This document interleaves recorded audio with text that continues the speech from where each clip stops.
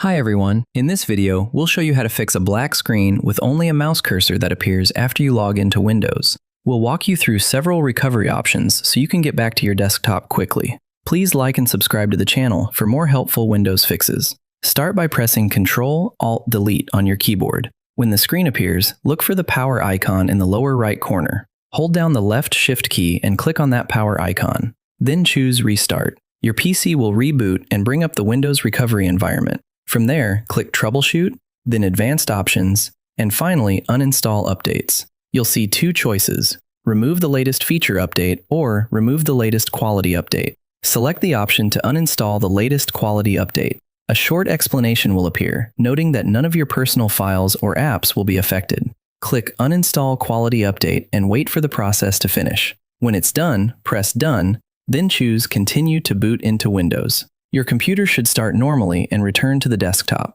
If that doesn't solve the problem, return to the recovery environment again. This time, pick Command Prompt from the Advanced Options menu. A black window will open. Type the command shown on the screen and press Enter. Then wait for it to complete before closing the window. sfc/scan now. Next, go back to the Advanced Options screen and choose System Restore. Pick a restore point dated before the issue began, confirm your choice, and let the restoration run. When it finishes, select Continue to start Windows normally. Should none of those steps get you past the black screen, the remaining option is to reset your PC or reinstall Windows. If this video helped you escape the black screen with cursor problem, please like it, subscribe to the channel, and share it with anyone else dealing with the same frustrating issue.